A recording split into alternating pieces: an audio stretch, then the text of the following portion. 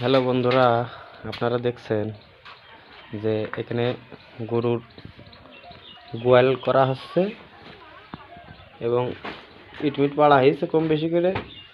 আপনার দেখেন এখানে ড্রেন করা হয়েছে, ড্রেনের মাধ্যমে 6 ইঞ্চি ড্রেন আছে আপনার এই সোজা করে দিয়ে এই দিক দিয়ে আপনার বাইরে চলে যাবে। বাইরে আপনার সেফটি ট্যাঙ্ক করা রয়েছে, ট্যাঙ্কে যে জমা হবে, জমা হয়ে তারপরে আপনার এখানে তো পাইপ দেওয়ার কোনো সিস্টেম নেই, বুঝেছেন? পাইপ দেওয়ার কোনো সিস্টেম নেই, সেই কারণে ওখানে সেফটি ট্যাঙ্ক করা হয়েছে।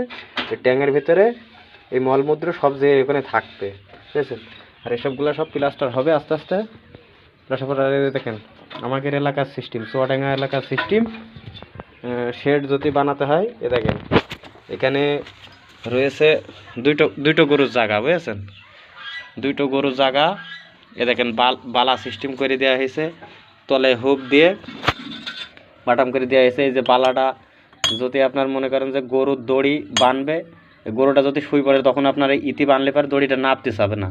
তারপরে আপনার এইটা বানলে পারে দড়িটা নিচে চলে গেল, নিচে চলে গেলেই আবার গরু যখন উঠবে দেখা যাচ্ছে আবার আস্তে আস্তে এইটা উঠে চলে আসবে।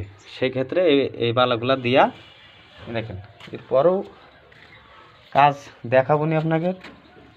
এই দেখেন এরকম করে রডের হুক দেওয়া হয়েছে, ভেতরে খোল রাখা হয়েছে। মানে মানুষ তো নিচের থেকে কোনো মিস্ত্রি দেখি নিচের থেকে গেইতে উপর পর্যন্ত তোলে, আর আমরা ও কাজ করিনি। আমরা এটা সুন্দর করে বালি দিয়ে মাটি দিয়ে সুন্দর করে ভরাট করে নিয়ে তার উপরে ইট পেড়ে সুন্দর করে ঢালাই দিয়ে দেবো। ঢালাই দেওয়ার পরে আপনার মনে করেন যে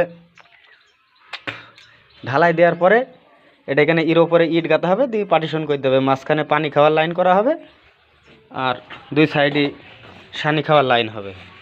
দেখ বন্ধুরা, যদি কাজটা যদি ভালো হয়ে থাকে এরপরে প্লাস্টার করে দেওয়ার পরে কাজটা ফের ভিডিও করে আরেকবার পাঠিয়ে দেব।